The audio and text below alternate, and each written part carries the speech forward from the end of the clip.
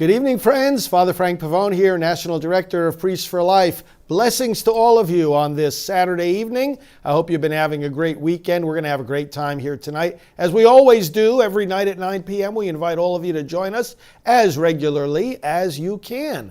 And yeah, it's great. It's a great time. Boy, we have an important 3.5 weeks coming up until Election Day. It's 3 weeks from Tuesday, and we are going to keep America great. I know that's what you are committed to doing as well as I. I'm going to show you, first I'm going to show you the Democrat Party platform in visual form, and we're going to talk about that a little bit. But I'm going to give you, most importantly tonight, some tools to help you, not only to help you to vote in an informed way, but to pass along to others, because that's what it's all about now. Voter-to-voter contact, getting out the vote, reaching as many like-minded people as we can, and doing it urgently. Put off everything that you can possibly put off until after Election Day and zero in on this, because, friends, everything's at stake. Everything. So, but let's start with prayer. I wrote a book called Pro-Life Reflections for Every Day. I hope you all have a copy. If not, you can get it at prolifereflectionsforeveryday.com. But let's see what the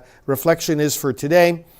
From the Gospel of Life, which is a beautiful encyclical by St. John Paul II, he wrote, "Physicians and healthcare workers are also responsible when the skills they acquire to promote life are placed at the service of death." Reflection. Pro-abortion politicians will often say to us, legislators should not be practicing medicine. But we're not asking them to practice medicine, but to prevent the abuse of medicine. Medicine is for the purpose of preserving life. Abortion takes life. There is no disease that abortion cures, and abortion has no proven medical benefit. Let us pray. Lord, may all doctors practice medicine to preserve human life. Amen. So once again, Pro-Life Reflections for Everyday.com is where you can get this book. I'll be happy to personalize it for you. What's the Democrat Party platform? Take a look at this.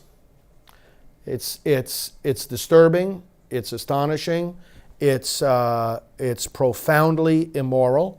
It is the killing of a baby. This is a D&E abortion, dilation and evacuation, of a baby at 23 weeks. Now, some people might say, and certainly a lot of the Democrats try to make you think that abortions don't happen at that point in time. First of all, they do. And I'll show you where you can even listen to some phone calls of people who are making appointments to have abortions at that stage of pregnancy. They'll try to tell you, well, it only happens for serious medical problems of the baby or the mother. That, again, is not true. And finally, they'll say, well, but it doesn't happen in the very latest weeks of pregnancy. Well, our argument is not how much it happens. That's what they're bringing up. Our argument is, should it be legal? I mean, that's like saying, okay, let's legalize, let's legalize the laying of an infant on train tracks. But it doesn't happen in America, so we don't have to worry about that.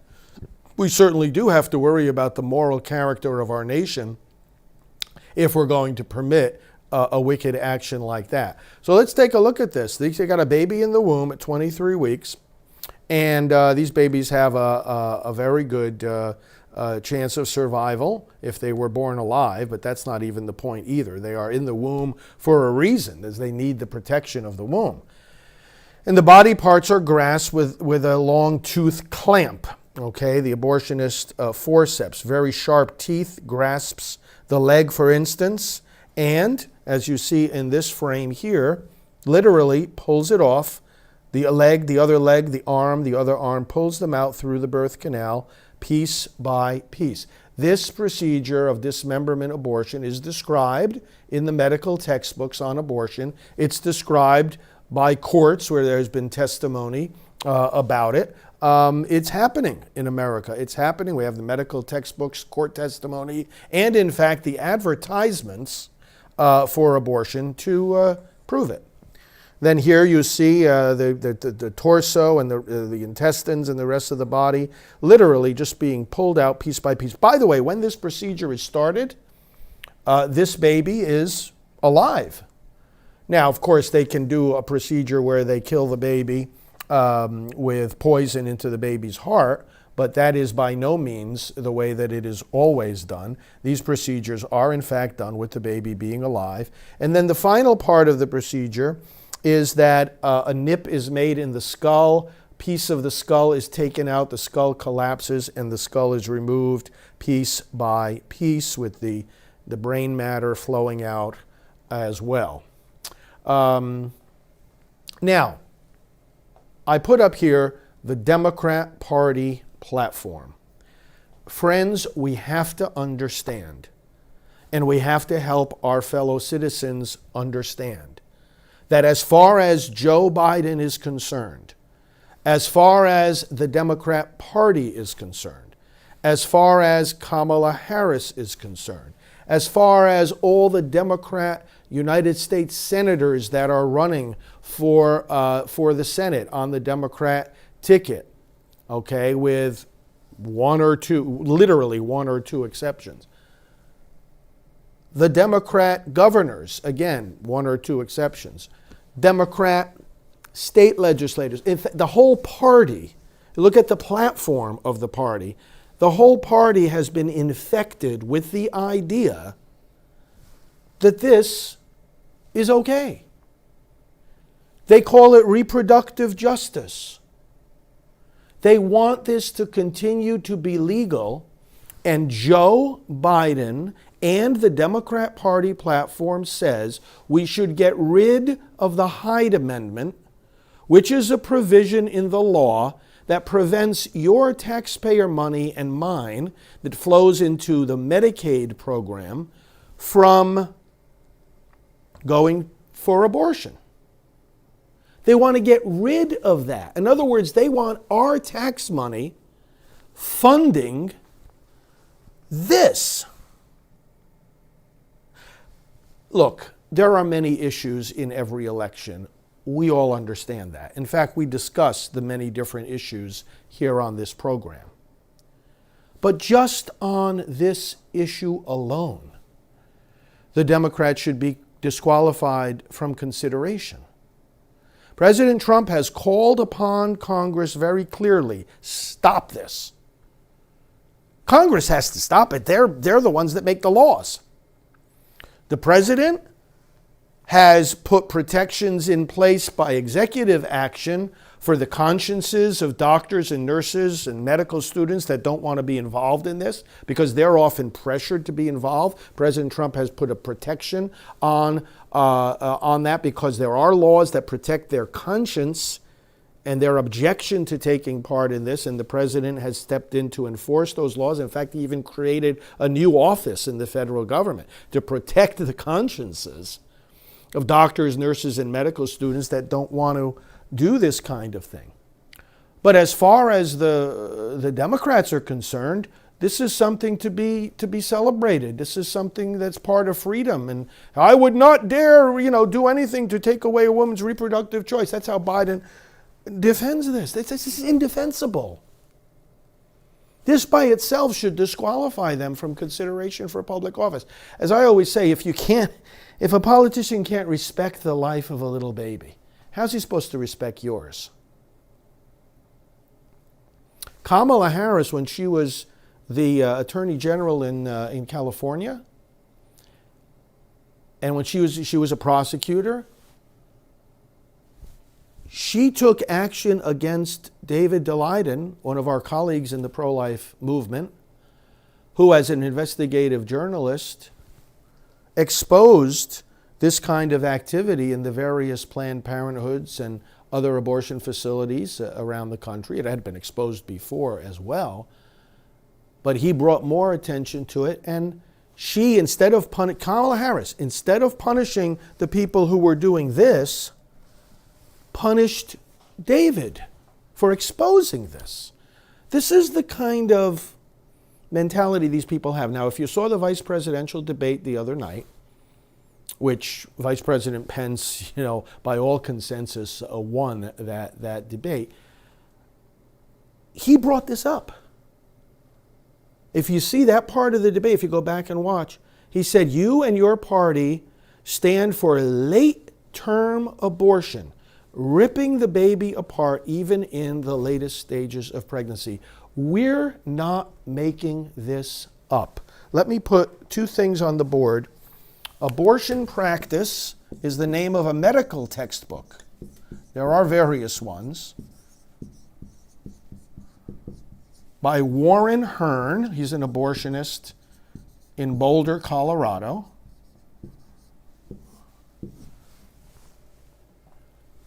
Look it up.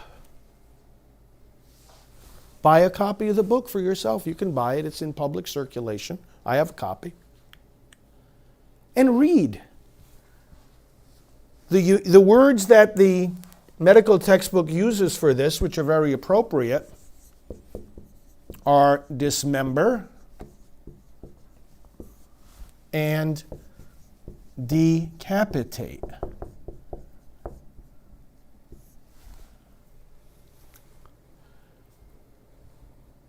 When you talk to a Democrat who is in office or seeking your vote for public office, ask them about abortion. And I recommend this question. In fact, I would recommend this as a debate question in some of these debate formats. Joe Biden should be asked this question in the presidential debate that he doesn't want to participate in, by the way. President Trump wants to have more debates, not less. Biden, they're just looking for excuses not to have debates. But here's the question I think should be asked. Sir, the medical textbooks on abortion use the words dismember and decapitate to describe the procedure. You have said that you're in favor of keeping abortion legal and that taxpayer dollars should even fund it. But when you say the word abortion, is that what you mean? Do you mean the same thing that the medical textbook means when it says dismember and decapitate? Now, isn't that a fair question? It's not a trick question. We're trying to understand what they mean by the word, because when they say the word, they never say decapitation. They never say dismemberment. In fact, they never say anything about arms and legs and skulls and pieces of the skull being ripped out. They never talk in that language. The Republican challengers, President Donald Trump, talks in that language because that's the accurate language to describe what an abortion is. But the Democrats don't use that kind of language. Check it out. Put all their speeches together. You'll never see them use the word blood or bones or arms or legs. They don't want to tell you, they don't want to tell the voters what these procedures actually are. See, that's a dishonesty that doesn't belong in public office. That's dishonesty. They want us to pay for something that they're not even willing to describe. They want to defend something that they're not even willing to describe. And if you ask them the question, medical textbook calls it dismemberment and decapitation, is that what you mean by abortion? They won't answer you. And we're going to elect them to the highest office in the land? I don't think so. Ask your congressional representative, the one who's asking to be your congressional representative. If it's a Democrat who's already in office or a Democrat who's seeking to replace a Republican, they're in favor of this. This by itself should disqualify someone from public office. The other thing I want to show you, besides this medical textbook, which you can get and read, is a website called Expose, one of our many websites, Expose Abortion, because that's what we're doing right here, .net. And at exposeabortion.net, you'll hear some phone calls that we placed. We had a young woman place some phone calls to legal abortion facilities across the country. And she posed as a pregnant mother, healthy, carrying a healthy baby, And you'll hear several different calls. She said at one point, I'm 24 weeks pregnant, I'm 26, I'm 28, I'm 30 weeks pregnant. Even when she says she was 30 weeks pregnant, listen to this. She said she was healthy. She said the baby was healthy, 30 weeks pregnant, and they still scheduled the abortion. That's what we have to ask Kamala Harris. That's what we have to ask Joe Biden. That's what you have to ask your Democrat candidate for U.S. Senate, your Democrat candidate for U.S. House of Representatives, your Democrat candidate for governor, your Democrat state legislator. Why am I not saying Republican? Because they're pro-life. Right across the board, they're fighting against this. Democrats, I don't know what's wrong with them. You tell me. You find out. Let's find out. They've got to tell it. They've got to explain themselves. That's what they never do. They don't explain themselves. This is beyond words, brothers and sisters. It really is. They can put an end to this. Congress can pass a law to stop this. In fact, there is a bill that has already been introduced. It's already been voted on. In fact, I'm going to show you later on how you can find out how your particular member of Congress voted on it, but I'll tell you how they voted right now. The Republicans voted to stop this, and the Democrats voted for this to continue. But legislation has been introduced to put an end to this. And the Democrats vote against it. Wow. All right, well, that's the platform. The Democrats, go ahead and be proud of it. You know, those people that jump around and say, vote blue. Maybe the colors that represent the parties ought to swap, because this, I don't know, this looks pretty red to me. The color of blood. But vote blue, they say. Vote Biden. Oh, yeah. When's the last time they thought about this? When's the last time they looked at this? And they get their friends together. Oh, yeah, well, we got to vote Democrat. Oh, yeah. Oh, yeah? Well, when's the last time you looked at this? I don't know, friends. We got to do something about this.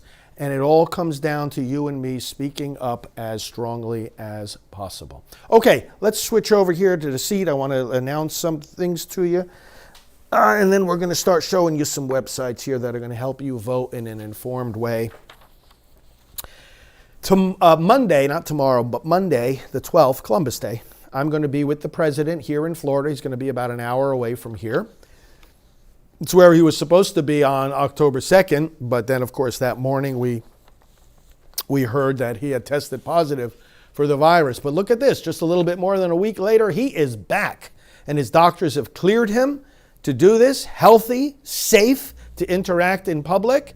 And he is going to be here in Florida doing a rally. I'm going to be there. In fact, I'm going to help give the coverage for it. You'll see it broadcast right here through the feed that comes from Right Side Broadcasting Network. Do some of you watch RSBN, Right Side Broadcasting? They are a great group of people. Maybe some of them are watching. I know sometimes they watch our broadcast like we watch theirs.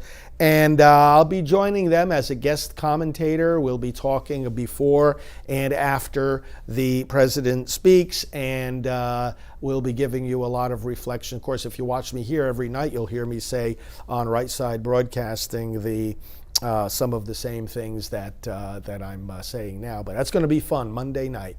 And let's see. Oh, somebody was asking about the organs of these babies. Yes, Sally, good question. Why do they harvest their organs? I hate asking, but I don't understand why.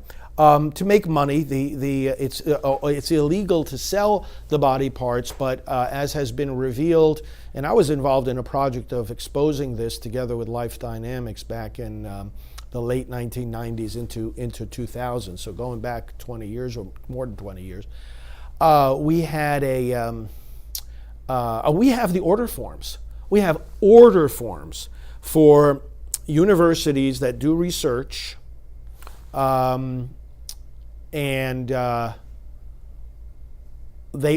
the order form it says brain, give me a brain, give me a heart, give me the arms, give me the legs, give me the pelvis, give me the liver. We have order forms that have the these body parts indicated on them, and they use it for research.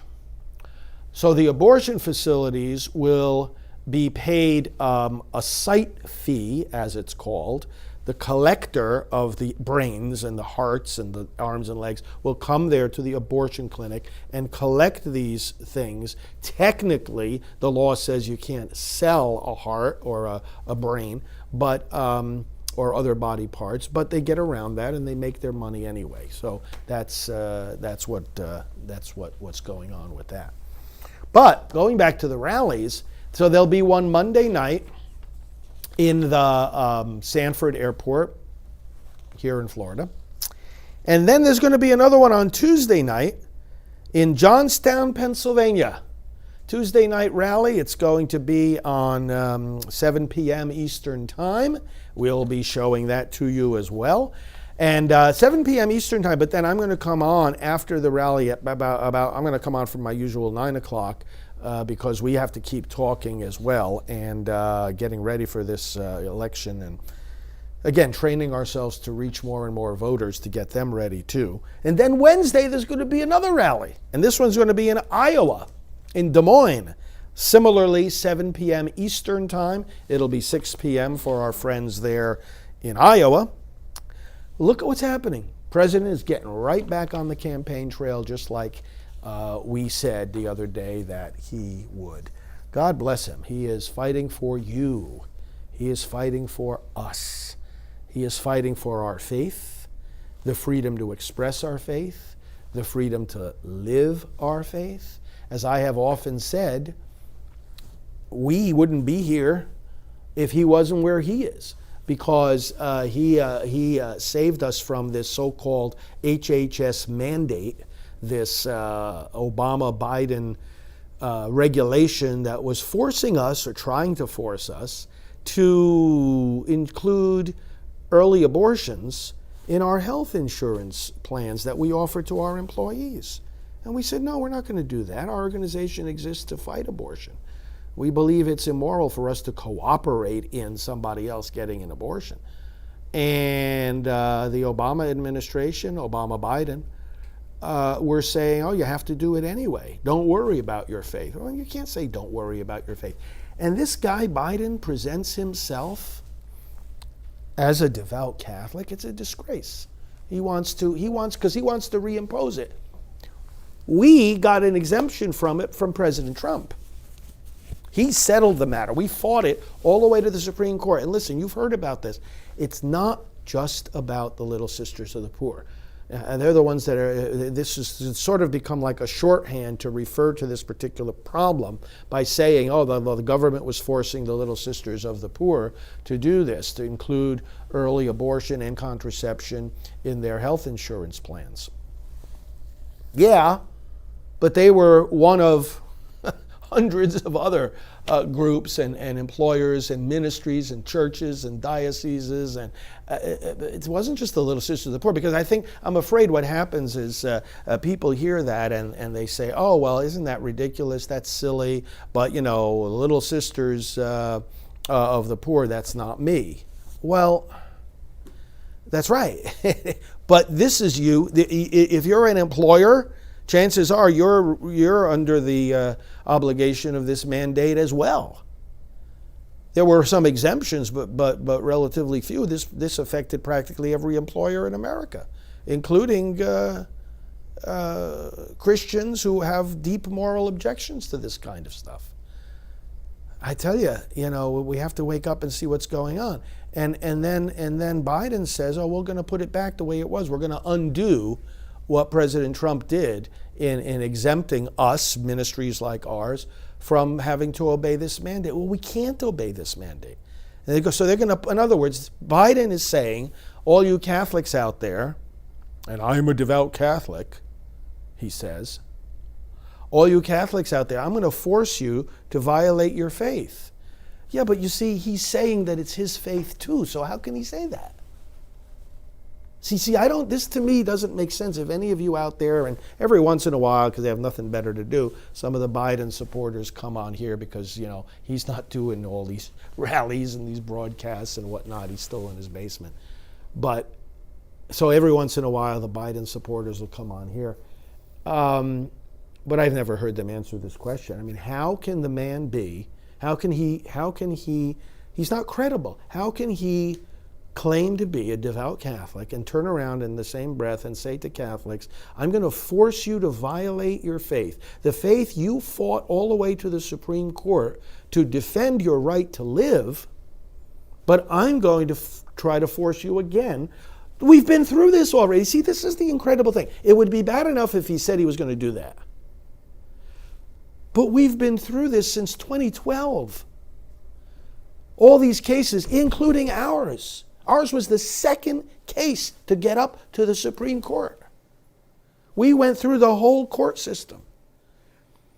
And EWTN was involved in fighting this, and the Catholic University of America, the Diocese of Pittsburgh, Pennsylvania. Any of you out there from the Pittsburgh area? The Diocese of Erie, Pennsylvania. Do we have any viewers tonight from there? You guys, your diocese, the Archdiocese of Washington, were involved in these lawsuits going all the way to the Supreme Court against the very same provision, the very same regulation that Biden now says, we're going to put it back. I don't understand. This thing I showed you earlier about abortion, that by itself should be enough to convince people not to vote for these Democrats. But now you add on top of that what I'm just saying now. Does it make any sense to any of you? I mean, this is absolutely outrageous. But here's Biden, he's presenting himself as a Catholic, and he's saying to Catholics, I'm going to force you to violate your faith. Unbelievable. It's just so unbelievable. Incredible. Jesse's asking an important question. What happened to Planned Parenthood being investigated for selling the body parts? The investigation is ongoing. And those who are doing the investigations can't comment on ongoing investigations. So I would say let's be patient. We will hear more about it as they conclude their investigations. Robert, yes, you're right. It was more than just Catholic ministry. Oh, absolutely. We were joined hand in hand with ministries of various other Christian denominations, and not even just Christians. Everybody was affected by this. There were people who were coming forward to challenge this mandate who said, we're not objecting under any religious grounds.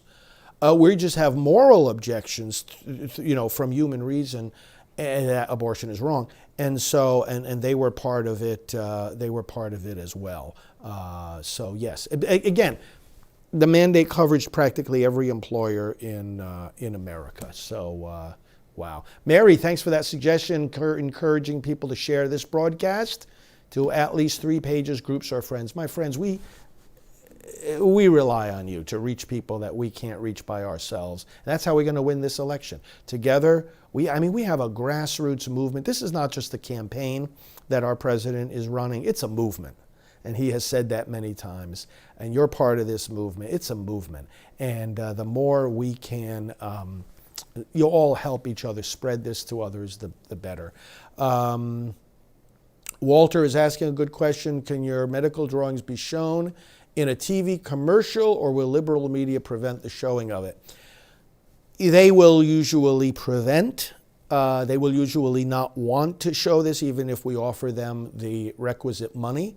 However, the one way around that is if a political candidate shows it as part of a political ad, then they have more leverage and more leeway the way that the rules are written. And at that point, it just requires politicians who are willing to do that. Some have done it over the years, but they're few and far between, unfortunately. And but that's the way that sometimes these things do get shown on some of the outlets. Well, my friends, should we take this other question every once in a while? As those of you that join me every day, you're very patient, and I try to be patient as well. But in every program, We get, I mean, in some ways you got to laugh at it. We get the question of why a priest is talking about politics. Of course, nobody's, putting a gun to anybody's head to watch in the first place. But listen, this idea that we in the clergy should not talk about politics leads to godless politics. Think about this again, what I'm saying. If people who are in charge of or responsible for teaching the things of God and morality, because you do agree that that's what we're supposed to be doing, right? We are ordained to preach the gospel. We're supposed to be teaching the things of God and morality, right? Well, let's put Andy. I like that comment, Andy. We'll put that on. I'll comment on that in just a moment after we deal with Dan's comment. So if we're supposed to teach, what are we supposed to teach? Let's just put the politics aside. What are we supposed to teach as priests? We're supposed to teach the gospel of the Lord Jesus Christ. We're supposed to teach people how to live that gospel. Am I right? Proclaim the gospel to all the nations. Teach them to carry out everything I have commanded you. Take up your cross and follow me. Be my disciple in your daily life. Be like Jesus. Be holy. Let the Holy Spirit work through you. Let the Holy Spirit enlighten you as to what is good and what is evil, and choose what is good and resist what is evil. And the whole Sermon on the Mount, isn't Jesus teaching us how to live? Right? I mean, is that what we're supposed to be teaching? Or are we not on the same page about what a priest is supposed to do? So if we agree that that's what a priest is supposed to do, then the question becomes, does right and wrong, does what is good and what is bad, does what God wants and what he doesn't want, what his will is and what his will isn't, what leads us to heaven, what leads us to hell, what is according to the law of God and for the good of others and the love of neighbor, politics has nothing to do with that? So in other words, Jesus is Lord of your life. That's what we're supposed to be teaching and preaching, right? Jesus is Lord of your life. So you need to follow him in all your decisions, except in politics. In politics, it doesn't matter what's right and wrong. You could do as much bad as you want. 10 Commandments don't apply. Gospel of Jesus doesn't apply. The Holy Spirit doesn't work there. God doesn't have a way of good and a way of evil there. It has nothing to do with the rights of other people. It has nothing to do with helping your neighbor or loving your neighbor. It has nothing to do with any of that. Right? Right? It has nothing to do. In politics, Jesus is not Lord. You see? You see why we have to talk about politics? Not to mention that little thing called freedom of speech. I mean, we don't throw away our rights to engage in the political process. I'm a citizen too. And I vote. Am I not supposed to vote? Well, it's a priest getting involved in politics. Don't vote. Come on. We have to talk about these things to give people the guidance that frankly they want and that they deserve. The church is not a political party. But religion and politics do intersect. Religion says a lot into politics in terms of morality. And thank you for that nice comment. I was losing faith in the Catholic Church, but you have given me hope. You know, it is sad, and I understand where you're coming from, because too many of my brother priests are silent about these things. That's because they're following Dan's advice. This is the problem. You see, Dan, this is a good answer to you. This is a better answer to your question than I was giving. People get discouraged because they don't hear their church talking about the things of daily life. Politics is part of our daily life. So you can't, Dale is saying it very well also. You can't separate religion and politics. Gandhi said, if you think you can separate the two, you don't understand either one. All right.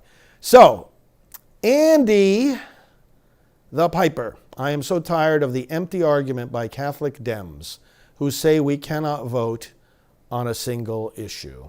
Yeah, that is an empty argument, isn't it? I mean, I always use this example, friends, and feel free to use it if you find it helpful. Suppose somebody came along, a candidate came along and said, I support terrorism. I think the terrorists have a right to do what they did. What would a voter's response be to that? Well, sir, ma'am, I disagree with you on terrorism, but what's your health care plan? Tell me about your education plan. We can put terrorism aside. We don't have to worry about that. We know that that's not the only issue. Not even terrorism is the only issue. There's no issue that's the only issue.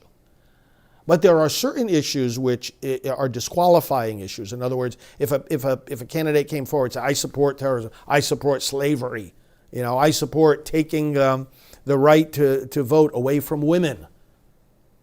Well, you wouldn't even consider voting for them. You're not saying it's the only issue. You're saying that because so many of them, in fact, we have an entire party, the Democrat Party, that's saying that the killing of these babies is okay. We're saying that, hey, that disqualifies them. That's it. You can't put somebody in office that does that. Okay. It is an empty argument, totally empty argument when they say, oh, well, you're just... Yeah. By the way, I don't care what issue you take. President Trump and the Republicans are doing a better job on it than the Democrats. Right across the board. We go right up and down the line. All the issues. All the issues. Julie is asking an interesting question. How can a priest be disciplined for speaking out and a cardinal get away with endorsing Biden? Tell you the truth, they're self-serving. That's what's happening here. Some of these bishops and cardinals, and I too have been, threatened and punished for speaking out like this for years. I've been doing it for years. I'm not going to stop. And they've threatened and punished me too. But you know what? Hey, listen, you got to stand up for what's right. And, they think they're in a separate camp. They think they can do what they want is what it basically boils down to. I have seen this in a million different ways. They think they can do whatever they want. When they try to discipline us, they'll say, oh, well, this is not appropriate for the church. They'll put it all in all these theological and canonical terms. They'll start invoking canon law, and they'll start saying, oh, it's not appropriate for the church to be taking a position in politics because we are bearing witness to the kingdom of God. Well, first of all, that's exactly why we're speaking out on politics, because we're bearing witness to the kingdom of God. The Democrats want to shut us down as a church, so some of these bishops and cardinals don't seem to understand. They're not going to be able to do the work of the church if we let the Democrats get into power. But the point is that that's all well and good for them to say when it comes to priests, but then when they want to say what they want to say, they say, well, we're different because we're bishops, because we're cardinals. It's like, come on, give me a break. Michael is saying, Father, when are you back on RSBN? Monday night, day after tomorrow. We'll be right over here in Sanford, Florida. RSBN, I will be on with them covering the President's rally this Monday night. It's going to be a lot of fun. I think it's going to be epic. It's going to be very big because we've got the President coming back now out of his battle with COVID and victorious and back, and he's going to attract from a tremendous crowd. MP PM, how you doing tonight? Why are you then a priest? Because God called me to be a priest. Because I'm preaching the gospel. That's my work, preaching the gospel. As Jesus said, teach the nations to carry out everything I have commanded you. Now, we are in the church, you look at the different priests, there are a lot of priests in the church, and they have various different specialized ministries. Some serve in hospitals, some serve in prisons, some are building mission houses for the poor in other parts of the world, some teach youth in schools, many are serving in parishes. I did that myself for a number of years, and now I have a specialized ministry focused on ending abortion. It's called Priests for Life, and Alveda King works with us full time, and our job is teaching people the teaching of the gospel about abortion and working to do what Jesus does for all the poor and the vulnerable, try to protect them. And we help the moms who think they have to have an abortion find alternatives. We have those that are suffering from the after effects of abortion find healing in Jesus Christ. And we also teach people to vote pro-life. Now, some people like Jorge call it political propaganda. Well, you see, what's the difference between propaganda and teaching? Are we supposed to teach the demands of the gospel or not? Are we supposed to teach what is the will of God in the various circumstances of our lives or not? And if yes, if we are, then it goes back to the question I already asked before. Does that mean that in the arena of politics, there's no such thing as right and wrong? So that, let's switch back over to the board here. Jorge, let me ask you specifically because, you could answer us. We'll all be interested in your answer. Is this, if a politician says that this is okay to do, which is exactly what the Democrats say, this is okay to do. Take a look at it. And then take a look at me. Are we as priests, are we as the church, supposed to say anything to them, those politicians, when they say that this is okay? Are we supposed to say anything to the voters who elect people that go ahead and continue to authorize this? We're not making this up. This is not propaganda. This is murder that's going on. And if you support the Democrats, Jorge and all the rest who are in favor of the Democrats, you are supporting this. And I, as a priest, I'm not talking to you as a politician. I'm talking to you as a priest. This is morally wrong. And it's morally wrong to support it. It's morally wrong to vote for it. It's as simple as that. You want to call it propaganda? Go right ahead. But don't think that's going to stop us from talking about it. What I want to show you now, friends, is a website where you will find helpful information on how to know where the candidates stand on the issues. Now, I've already told you how to find out where they stand on the abortion issue because the Democrats are for it and the Republicans are against it. It's as simple as that. But let me show you now somewhere you can go where we look in more detail. Let's go to Ballotpedia. This is an excellent resource. Are some of you familiar with Ballotpedia? Just go to ballotpedia.org. This is a fantastic website, and let me just tell you about it in a nutshell, and then we are going to use an example. Ballotpedia allows you to look at your ballot before you fill out your ballot. Now, if you're going to go vote in person, look, we've all had the experience. I've had it too many times myself, where you go in on election day into the voting booth, you pull that curtain or you stand there in private and you look at the ballot and then you're seeing it for the first time. And you see a bunch of names who are perfect strangers. You see a bunch of names that are asking for your vote, and you don't know what they stand for, what their positions are. Now, of course, if you see one is Republican, one is Democrat, well, you pretty much know what their positions are. Republicans, you're going to defend life, you're going to defend religious freedom, you want less government regulation, less taxes, you want strong borders, a strong military, fair trade deals, prosperous economy, and so forth.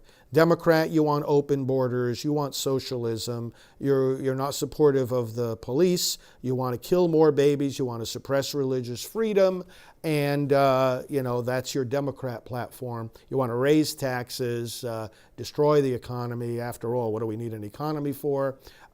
This is the Democrat way of thinking. And but you look at the ballot and you'd like to know a little more specifically about these different candidates. Ballotpedia is going to let you see your ballot before you're there in the voting booth or before you fill it out if you get it in the mail or you request it in the mail. We should be doing our homework in advance and not looking at it the first time when we're about to cast our vote. Because again, this is informed consent. right? It's like informed consent in the medical arena. Before you have a procedure done, the doctor's going to tell you, the risks, the benefits, exactly what's going to happen, etc. Informed consent. Okay, we have to have informed consent when we vote. We have to do our homework.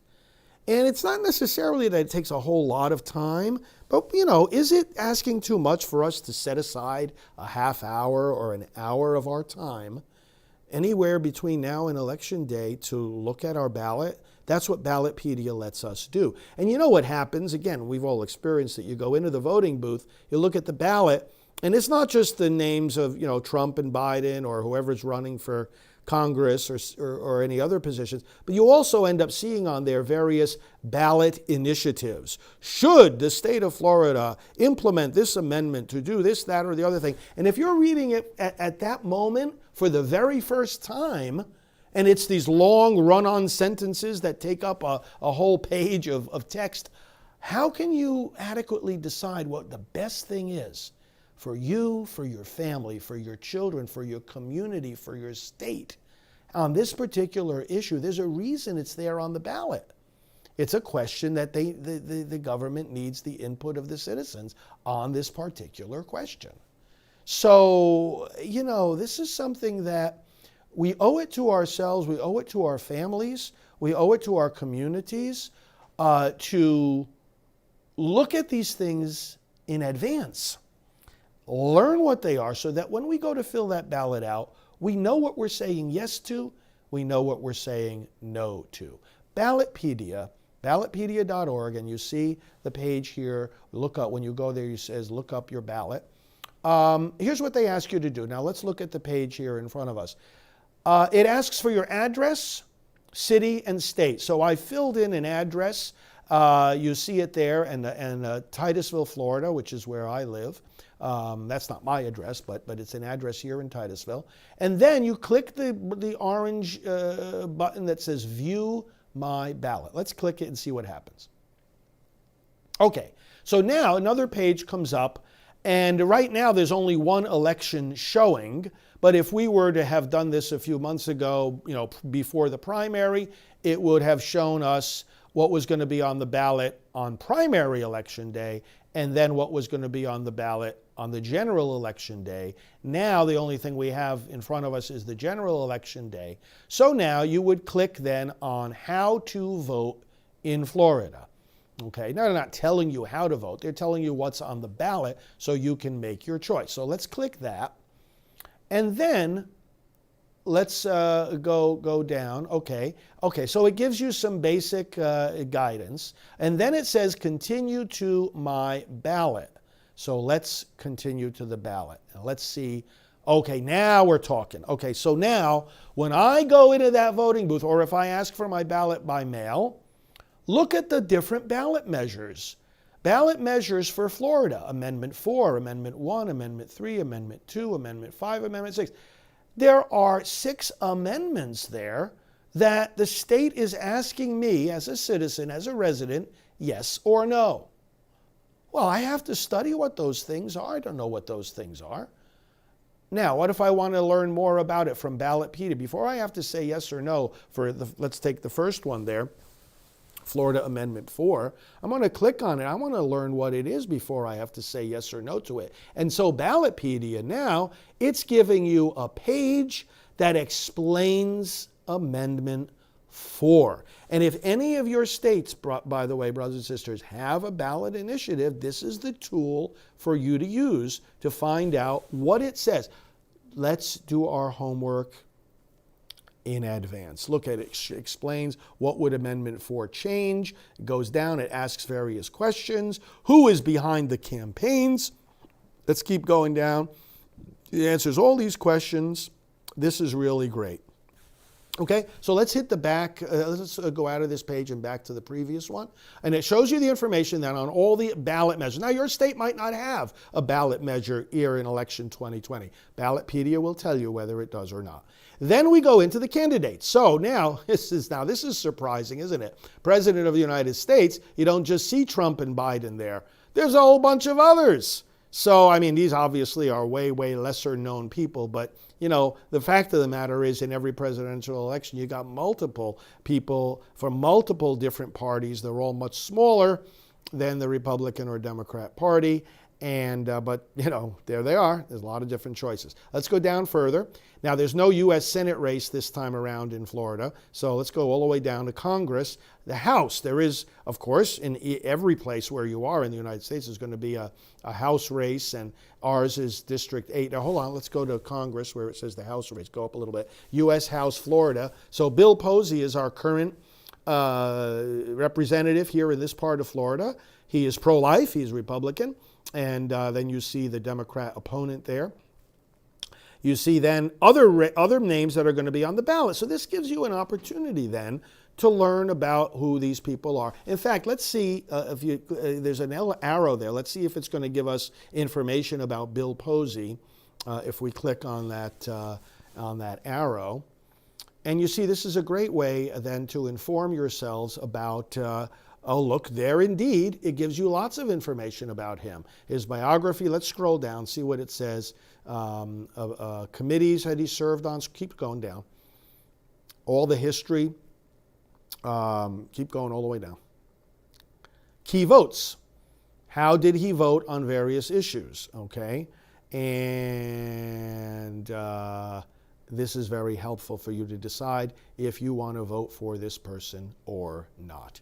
Okay, so that's Ballotpedia, my friends, and really I want to encourage you to use it. Now, where can you find other ways of informing yourselves about the candidates in this election? I want to show you another simple website that we've set up, which is Votinginfo.org. Now, in the address bar of the page that's appearing right now, you will see the address priestforlife.org/candidates. But votinginfo.org will get you to the same place. That's a simpler address, easier to spell, easier to remember, shorter, votinginfo.org. And look what it says, know where the candidates stand. What I have done on this page is I have presented a bunch of links to various voter guides, and as different organizations finalize their voting guides in the coming days and weeks, we'll be putting more of them up here. The very first link you will see there, and we'll go into this in more detail on another day, is ivoterguide.com. Just highlight that, you'll see it there. ivoterguide.com is another treasure chest of information about the candidates. Not only will you know about their positions, you'll know about who endorsed them, whom did they endorse, who contributed to them. I mean, major organizations. You see if Planned Parenthood contributed to them. That's the kind of person you don't want to elect. Or if they contributed to Planned Parenthood, and so forth. So iVoter Guide, great online source of information. Then you will see voter guides from various friends and groups and organizations. If you scroll down further, I want to point out to you that we also have there what you should, go up one paragraph, go up, what you should look at a candidate's voting record. Okay, now you see the paragraph that starts with those words. You should also look at a candidate's voting record. This is extremely easy with members of Congress, as you can simply contact any one of a number of national organizations that track votes as part of their regular activity. This will be able to inform you how your congressman and senator voted on the bills that have come before them. You can often obtain similar information about state candidates from pro-life organizations within your state. Now, I'm going to show you the next two links, brothers and sisters. And let me explain the difference. The first one is the overall voting records of your member of Congress. Okay, every one of us has 2 U.S. senators, and we have 1 representative in the House of Representatives, 2 in the U.S. Senate. Okay, how did they vote? If they're already in office and they're asking us now to let them stay in office, what we should inform ourselves of is how did they vote on various votes that were taken in the House of Representatives or various votes that were taken in the Senate. Well, the link that you see there shows you the whole set of information. Let's click on that link right there that says congress.gov/roll call votes. Now, this requires a little bit of explaining. Let's look at the House of Representatives. The 116th Congress, that's the one currently in session, and that will conclude at the end of this year. The new Congress will get inaugurated right after the new year, January the 3rd or so. The 116th Congress, now concluding, has a first session and a second session. Let's, of course, they're in their second session now. Let's go, click on second session, and basically what you're going to see there is then a list of all the different votes that they took. Now, this is only a few because the links on the bottom there go through the other ones. You see, it's actually up to 218. We're not looking here now at exactly what the resolution was, but just to show you how this works, you can see what the issue is. But if you click on the left-hand side up on the number 218, which is a hyperlink right there, let's click on that. Then you are going to see, in regard to what this vote was, it was just taken a week ago, you see the yeas and the nays, the yeses and the nos, in other words. Some of them also vote present, or you see the four columns, the yeas, that shows you how many Democrats voted yes, 225, how many Republicans voted yes, 146. All right, so this was not a party line vote. This was pretty unanimous here. But some vote present and some were not voting. Maybe they were sick or they had to travel for family reasons or whatever. But then if you scroll down, you see the names of the yeas, 371. The ones in italics are the Democrats. The ones in, I'm sorry, it's the other way around. The ones in, scroll down.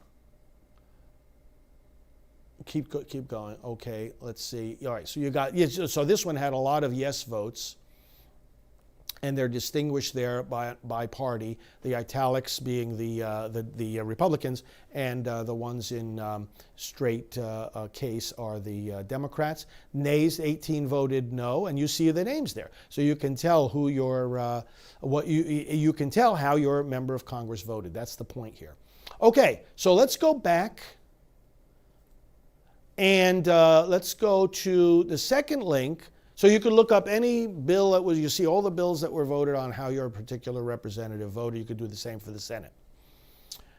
The next link there is from National Right to Life. Now, what we're going to show you here is this. Suppose you just wanted to see how they voted on the pro-life issues, the pro-life bills. In every Congress, there are some bills that come up that have to do with pro-life. And various organizations give a score to the members of Congress as to how consistently they voted in a pro-life way. Now, obviously, National Right to Life is interested in seeing members of Congress vote in a pro-life way. Planned Parenthood is interested in seeing them vote in a pro-abortion way. So both of these organizations, on opposite ends of the abortion debate, track, or they keep score, okay, of how the members of Congress vote. And they publish the scorecard. That's what this link is. They publish the scorecard. So let's click there where it says Voter Voice, NRLC, that's National Right to Life, scorecard. Click there. Now, there weren't a lot of votes on abortion-related issues in this Congress, but you see there several of them. And the way this works is, what they're showing you there are the names of the, these are senators. You see, you can choose there between U.S. Senate and U.S. House. You see the blue button right in the middle there at the top. It says U.S. Senate. That's what we're looking on now. So when you look at the names there, it's the names of the senators in alphabetical order by their last name. Now, look at Lamar Alexander, the first name there, and you see the score. He has 100% score from National Right to Life. Now, 100% score from National Right to Life means he voted pro-life every time. He's a Republican. Tammy Baldwin is a Democrat. She has a 0 score, most of the Democrats do, because they vote pro-abortion all the time. Now, the specific bill and how people voted, S311, you can see right there before we even click on it that Lamar Alexander voted in favor of that bill. We'll show you in a second what that bill was. And Tammy Baldwin, as the little red X there, says she voted against it. But what is it? So to see what it is, you click on S311. And lo and behold, you have there the title and a description of the bill and the senators who voted for or against it. This was a very controversial bill. The Born Alive Abortion Survivors Protection Act. It should not be controversial at all. And it was not controversial for the Republicans, because what this bill says is, you know what? If during an abortion the baby doesn't die and it ends up being born alive and is outside the body of the mother, should the baby in that situation be protected and be given some medical care? Simple question. This shows how the senators voted. So if you look down where it says votes, you see 453, and then you scroll down, you see the names of the senators who voted for it, again, in alphabetical order. Against, 44, and you scroll down and you see those names in alphabetical order, and then other, the ones that, voted either present or didn't vote. Okay, so, friends, again, votinginfo.org. There's a lot more information on there. We don't have time to go through it right now. But here's what I want to do. We can go off the website now. I want to implore you, brothers and sisters, we and our staff and many other people have spent a lot of time and looking at putting this information together. And we put it together for you. And we want to have you use this for yourselves. We want to have you use this for others. This is a way for us to do our homework. Votinginfo.org is the website we were just looking at, votinginfo.org. And if you read through that whole thing, you'll get a lot of other guidance, a lot of other links, a lot of other sources. As Grace is saying, talk about being informed. There is no excuse with these sites. That's right. There's no excuse to say, oh, I didn't know that that's where this party stands. I didn't know that that's where this candidate stood or how they voted in the past. You don't want buyer's remorse. You don't want buyer's remorse. You elect somebody and then you see them voting in a way completely contrary to your convictions when they're supposed to be representing you, right? I hope this is helpful. Could you please pass it along to other voters? We have got to mobilize, educate, help our friends and relatives and fellow believers to know these things. Mary, I want to comment on that. That is great.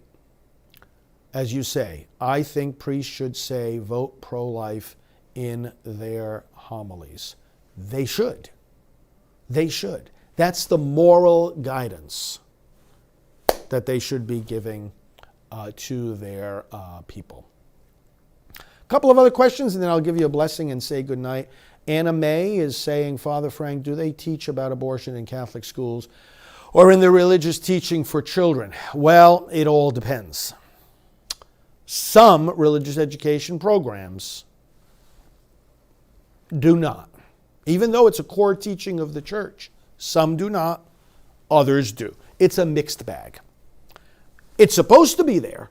If you look at, in other words, if you say, hey, I'm going to, the purpose of this course or the purpose of this school is to teach the Catholic faith, well then, it needs to be in there because it's part of the Catholic faith. But then, of course, that depends on how good that school is and how faithful they're going to be to what is the Catholic faith. And that's the way things go.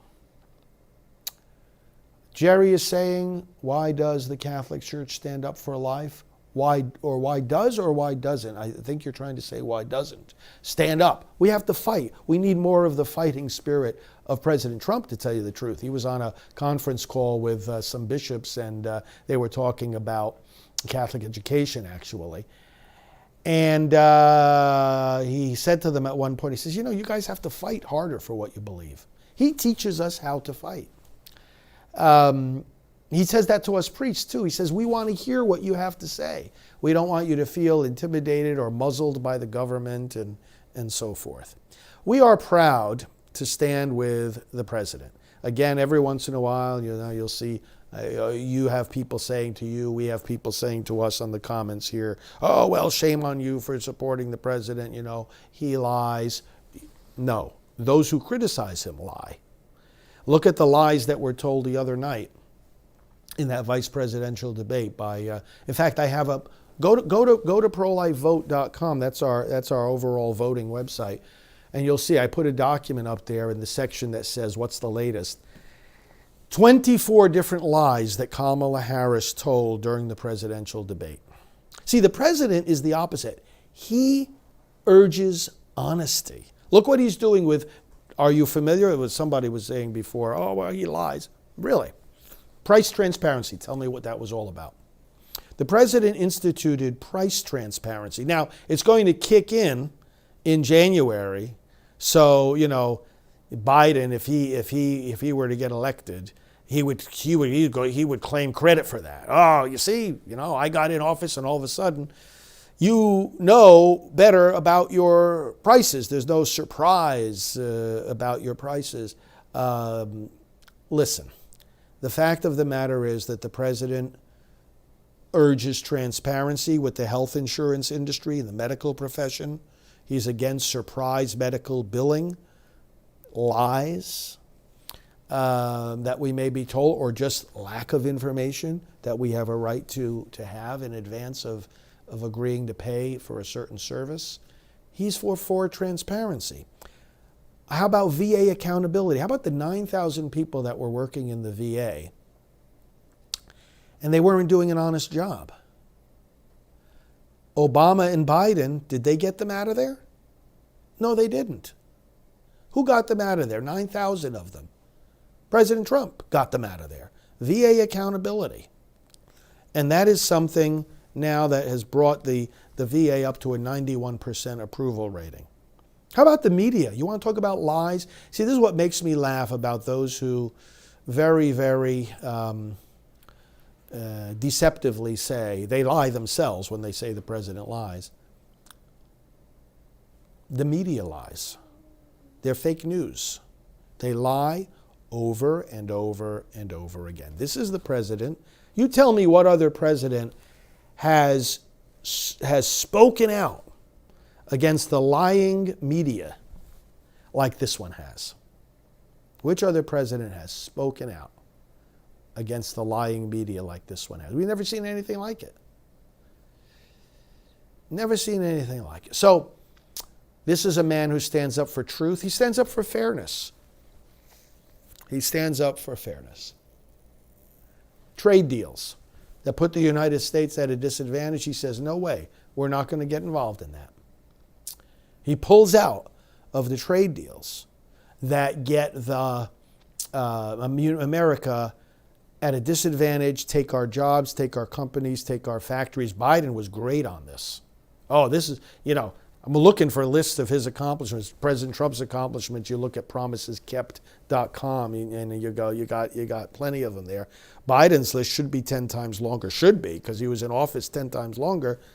But he's got, he's got accomplishments in getting China into the World Trade Organization so that millions of jobs, leave America. Or NAFTA, or these horrible deals that put us at a disadvantage and make us lose our companies and our factories and our jobs. Biden was all for that garbage. And President Trump put a stop to that. Keep our jobs here, keep our companies here.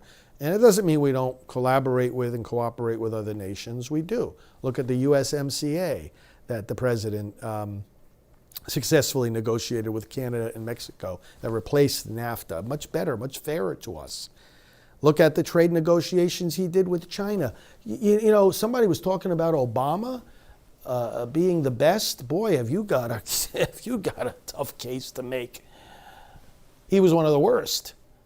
And Obama said, and those that were, looking at President Trump starting to campaign, you can't make any promises about getting into any trade negotiations with China. They were basically trying to tell him,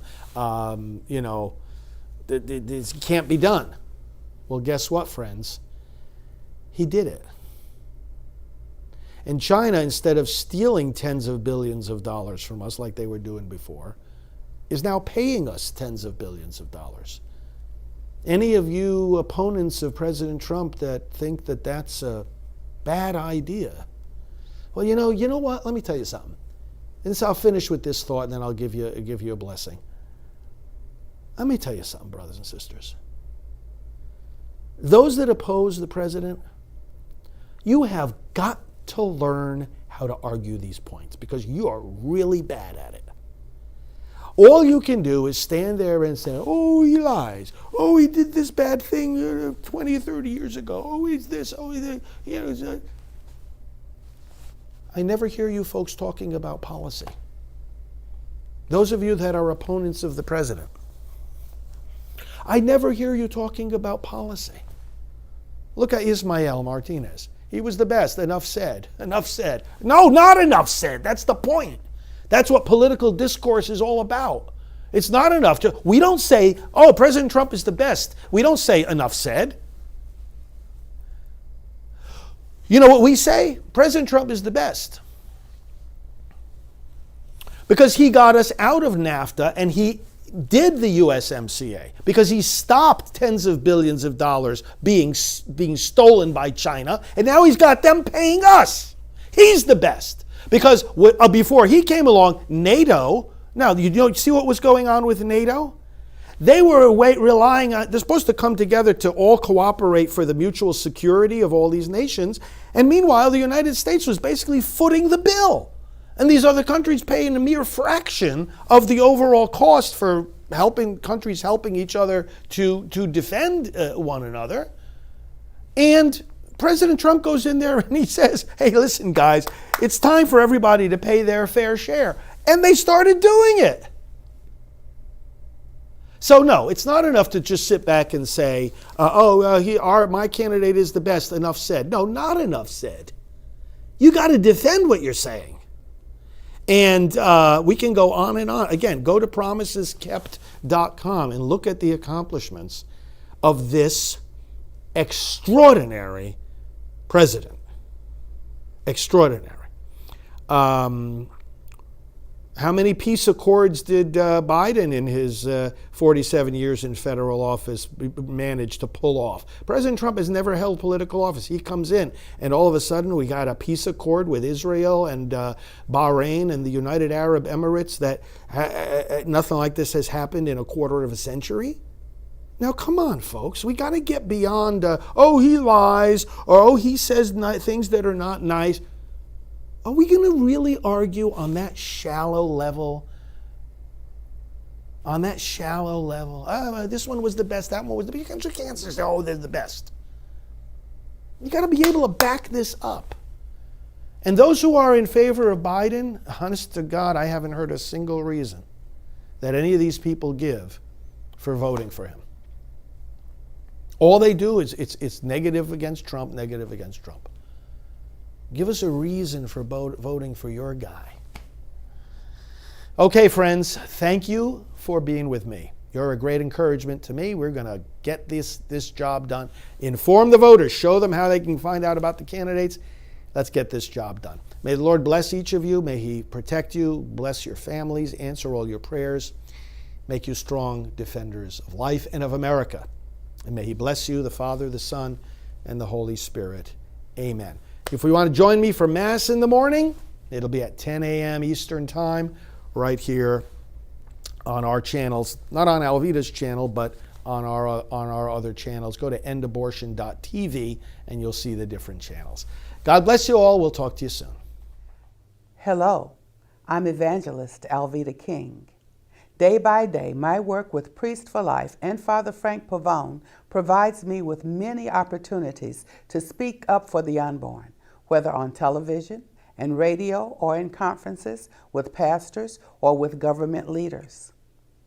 In order to accomplish all this work, we rely on the donations of individuals like you who believe in this cause and want to help us save lives. May I ask you to support us generously? Go today to prolifegift.org and give as generous a gift as you can. I appreciate it personally and will pray for you each day. I think we have Richard Lee, we have Jim Garlow, and we have Father Frank Pavone, someplace they were in the audience, so I appreciate you.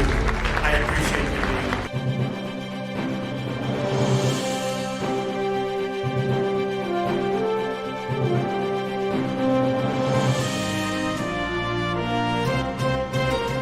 Follow him, Father Frank Pavone, Fr. Frank Pavone, on Twitter. He is the National Director of Priests for Life. Please go to priestsforlife.org.